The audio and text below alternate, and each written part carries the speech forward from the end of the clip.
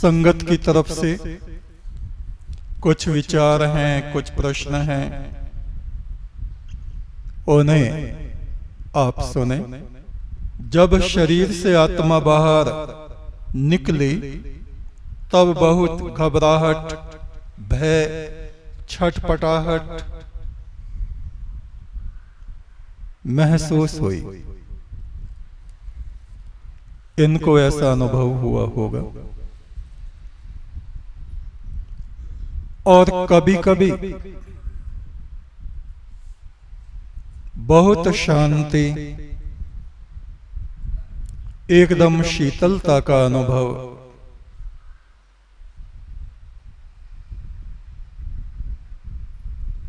कभी ऐसी स्थिति, कभी वैसी स्थिति, बार बार नीचे गिरता हुआ व्यक्ति उच्चता को कैसे प्राप्त कर सकता है,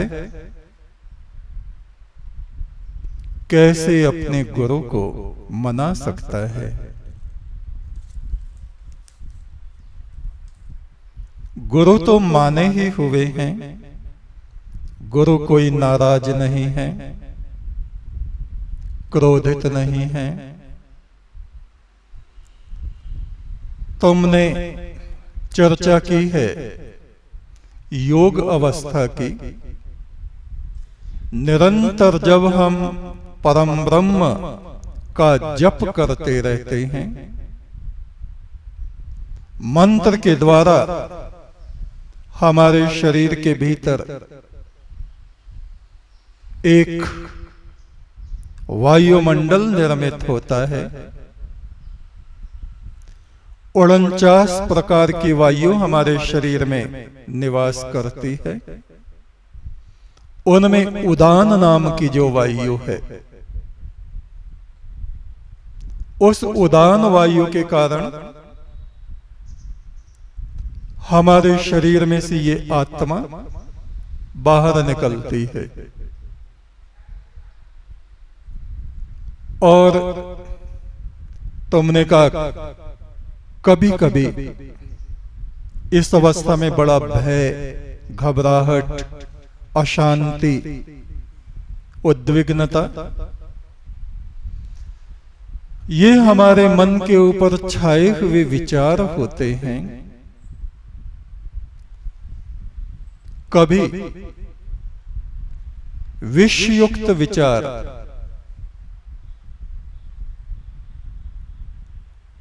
और अशांति की अवस्था जब हमारे मन में होती है, अक्सर स्वप्न में भी यही विज्ञान है। कई दिनों से आप बहुत परेशान हैं, छोटी छोटी बातों को लेके या बड़ी बड़ी बातों को लेके मन कलेश में डूबा है, अशांति में डूबा है। ऐसी हालत में जो आपको स्वप्न आएंगे, बड़े घबराहट पैदा करने वाले होंगे, क्योंकि वो हमारी मानसिकता हमारे ऊपर हावी होती है। इसी बात को हमारे ऋषियों ने कहा है, अंतमति सुगति। मृत्यु के समय मनुष्य के जैसे विचार होते हैं। मान लीजिए कई दिन से हमें अशांति है, कुछ बातों को लेके बड़े परेशान हैं, चिंतित हैं, कलेश में हैं, दुख में हैं, और उस अवस्था में, दुखी चिंतित अवस्था में हमारे प्राण निकलते हैं। तो जैसा वातावरण हमारे मन के ऊपर छाया हुआ है, हमारे विचार, हमारा मन ही अपने वायुमंडल का निर्माण कर लेता है। दुखी अवस्था, खिन्न अवस्था, कलेश की अवस्था में निकली हुई आत्मा अपने सामने अंधकार को देखती है। अंधकार में अशांत शोर मचाने वाली आत्माएं आसुरी लोकों में वो प्रविष्ट हो जाती है, जहां लोग लड़ रहे हैं, झगड़ रहे हैं, शोर मचा रहे हैं, भीषण अशांति में प्रविष्ट हो जाते हैं, क्योंकि उसी अवस्था में हमने शरीर को छोड़ा था। और प्रेत लोक, पिशाच लोक में हमारी आत्मा पहुंच जाती है। कभी कभी नरक के दुर्गंध भरे अंधकार में भी आत्मा पहुंच जाती है और वहां के भयानक दृश्यों को देखती है और स्वयं भी ऐसा महसूस करती है जैसे भयानक जीव जंतु हमें कष्ट पहुंचाने के लिए हमारे निकट आ गए हैं और कष्ट देना उन्होंने शुरू कर दिया। या भयानक राक्षस जैसी आकृति वाले लोग तलवार लिए हमारे शरीर को काट रहे हैं, प्रहार कर रहे हैं, ऐसी अवस्था आ जाती है। और आमतौर से जो लोग ध्यान नहीं करते, मंत्र जाप नहीं करते, हमारे यहां हर घंटे पर आराधना है। किस लिए है इतना? इसलिए कि हमारा जीवन ईश्वरमय हो जाए। संसार का जो कूड़ा कबाड़ हमारी बुद्धि पे छाया है वो धीरे धीरे हट जाए, हट जाए, हट जाए। हम खेत में भी काम कर रहे हैं तो वहां भी हमको 5 मिनट की विश्राम की आवश्यकता होती है। 5 मिनट बैठ जाइए, आंखें बंद करके उस परम ब्रह्म का चिंतन कीजिए, सतगुरु के शांत स्वरूप का ध्यान कीजिए, गुरु चरणों में नमन वंदन कीजिए, परमेश्वर के दिव्य प्रकाश की अनुभूति कीजिए। हर घंटे में ऐसा हम करेंगे तो आप देखो कुछ ही दिनों में हमारे भीतर अमृत तत्व बढ़ जाएगा, हमारी आत्मा में शांति की अवस्था बढ़ जाएगी। कोई हमको कड़वी बातें भी कहेगा तो हम उस पे ध्यान नहीं देंगे। और जब हमारा अपना मन, अपनी बुद्धि खराब हो, हम खुद लड़ने झगड़ने के लिए तैयार बैठे हों, तो कोई हंसी की बात भी कहेगा तो हमको ऐसे लगेगा किसी ने भाला फेंक के हमारे मार दिया। हमारे अपने मन का वायुमंडल ऐसा तैयार हो जाता है जो हमारे वर्तमान को निश्चित करता है। आप देखो, यही मनुष्य है। किसी व्यक्ति के आने पर हम बहुत प्रसन्न हो जाते हैं और किसी के आने पर हम लड़ना झगड़ना शुरू कर देते हैं। एकदम हमारा वायुमंडल परिवर्तित हो जाता है। तो ये हमारे विचारों पर निर्भर करता है, हमारी वाणी पर निर्भर करता है, हमारा जो परिवेश है। इसीलिए ऋषिगण एकांत स्थलों में, पर्वतों की चोटियों पर, कंदराओं में, जहां नदियां मिलती हैं वहां संगम में उस परम ब्रह्म की साधना और ध्यान किया करते हैं। और ऐसे दुर्गम स्थलों में चले जाते हैं जहां वे संसारी लोगों की कलेश से भरी, झूठ फरेब से भरी बातों से बच सके और वहां वे अपनी निर्विघ्न साधना को संपन्न करते हैं। किंतु हर एक मनुष्य के लिए ऐसा संभव नहीं। हम लोग संसार में रहते हुए अपने हृदय को चंद्र ज्योति जैसा शीतल बनाएं, अपने विचारों को संसार में ना भटकाएं, दूसरों की जरा जरा सी बातों पर उत्तेजित ना हो, तूफान और बवाल ना खड़े करें। अपने मन को, अपने स्वभाव को हम देव पुरुषों जैसा बनाएं। इसलिए बार बार हमारे यहां एक वचन मुख्य तौर से कहा जाता है, देवो भूत्वा देवम यजेत। तुम पहले देवता बनो, देवताओं जैसी ज्ञान संपदा अपने में धारण करो, देवताओं जैसा स्वभाव अपना बनाओ, राक्षसों जैसा नहीं, पशु जैसा नहीं, असुर जैसा स्वभाव अपना न बनाओ। पशु भूत्वा न विचरेत,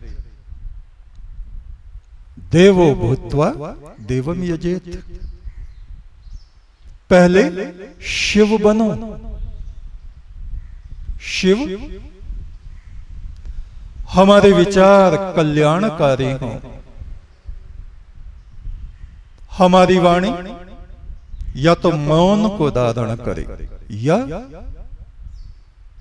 उस परम ब्रह्म की आभा को धारण करे। जब भी बोले परमात्मा की बातें बोले, दुनिया की जली कटी सड़ी हुई बातें ना बोले, उनसे परहेज करें। इसलिए एक साधक को मौन रहना चाहिए। बेकार की बड़बड़ करते रहो, उससे अपनी बुद्धि खराब, दूसरों की खराब, और साधना में विघ्न। मन ही अशांत हो जाएगा तो साधना कैसे होगी? फिर हम उसी बात पे आते हैं जो मुख्य धारा है, मुख्य प्रश्न है। कोई अवस्था ऐसी होती है जब हम देखते हैं कि हमारी आत्मा शरीर से अलग हो गई है और बड़ी अशांति, बड़ा कलेश, शोर, और जैसे नीचे को गिर रहे हैं, ऐसा होता है। अशांति की अवस्था में कई दिन से हम क्रोधित हों, किसी से नाराज हों, बोल ना रहे हों। कुछ आदमी तो ऐसे होते हैं बात बात पे बोलना छोड़ देते हैं, माता से, पिता से, भाइयों से, किसी से भी जरा से कोई बात हुई बस बूम, ऐसा मुंह बना लेंगे हनुमान जैसे। बहुत छोटी बुद्धि की बात है। छोटी बुद्धि से विराट भव सिंध को हम पार नहीं कर सकते। चूहे की खाल में बड़े बड़े नक्कारे नहीं मढ़े जा सकते। इसीलिए हमको हजारों लाखों जन्म इस संसार में धक्के खाते हुए बीत जाते। गुरु जो हमें शिक्षा देते हैं, कानों से हमारे अंदर तो वे शब्द जाते हैं, पर हमारी आत्मा उसको स्वीकार नहीं करती। हम वैसा आचरण नहीं करते। हमारा अहंकार सामने आता है, जी हाँ हम कोई पागल हैं। और कौन से भैया होशियार हो, तुम पागल तो हो। अच्छा हम कौन से बेवकूफ हैं, बेवकूफ होना क्या हो तो हो। ओहो हम कौन से मूर्ख हैं, कौन से ज्ञानी, मूर्ख ही तो हैं। जब कभी मंदिर में जाएंगे, आरती में खड़े होंगे, मैं मूर्ख खल कामी, मैं सेवक तुम स्वामी, है झूठ मूठ की बात। मैं मूर्ख खल कामी, और तुम्हारी पत्नी कह रहे ए मूर्ख सुनिए, फिर क्या होगा? अपने मुंह से तो कह रहे हैं, ये दिखाने को कह रहे हैं, और लोग सुन रहे हैं। देखो कितना, कैसा विनम्र व्यक्ति है, अपने मुंह से कैसा अपने को मूर्ख बता रहे। मैं मूरख खल कामी। खल कामी, इन शब्दों के अर्थ आप जानते हो? मूरख तो ज्ञानहीन, बुद्धिहीन। खल, खल माने दुष्ट, दुष्टता से भरा हुआ, राक्षस जैसा। किसी के साथ भी जो भलाई नहीं करता उसको कहते हैं खल। कामी, पर स्त्रियों में फंसा हुआ व्यक्ति, दूसरों में आसक्त, बुद्धिहीन, मूर्ख। और ऐसा कोई कह दे तो झगड़ा तैयार।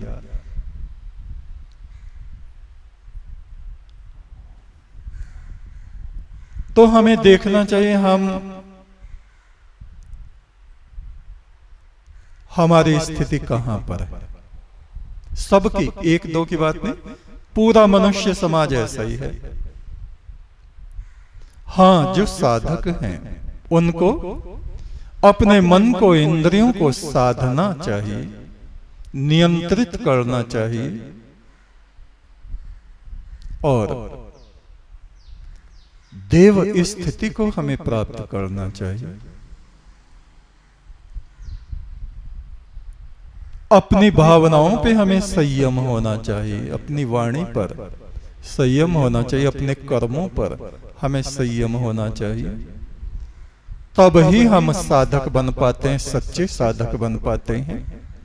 और जब हमें सपने आएंगे तो भी अच्छे आएंगे, और प्राण हमारे निकलेंगे शरीर से, साधना की अवस्था में भी ऐसा होता है जैसा इन्होंने कहा है। तो ऐसा अनुभव होता है, बिल्कुल होता है।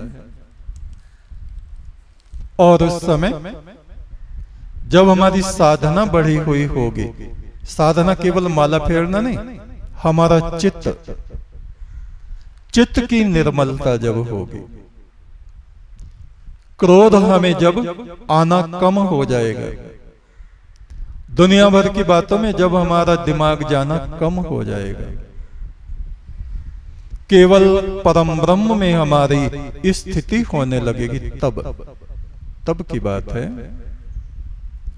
तो हमारी आत्मा में शीतलता,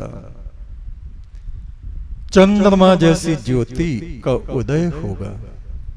वो दिव्य अवस्था है, आत्मा की शांत अवस्था है। उसके लिए हमें प्रयास करना पड़ता है।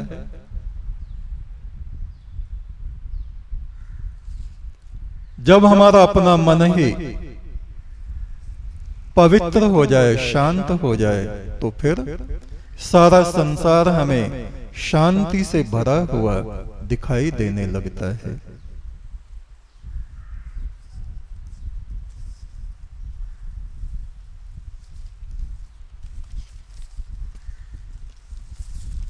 संयम, नोएडा से हैं,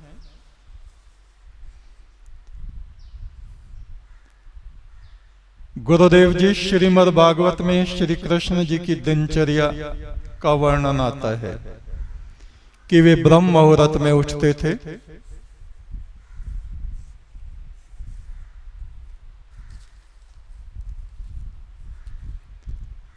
और गायत्री जपते थे, यज्ञ करते थे।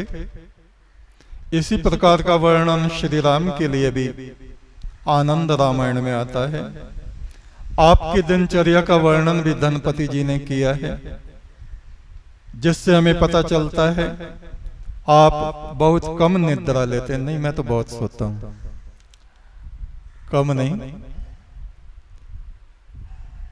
अधिकांश वैज्ञानिक शोध करते हैं कि 7-8 घंटे एक व्यक्ति को सोना आवश्यक है। हाँ, तो इतना तो सब सोते ही। हालांकि हम लोग रात्रि में 1:30 बजे उठ जाते हैं, स्नान करते हैं, आराधना करते हैं, और थकान होती तो फिर सो जाते हैं। फिर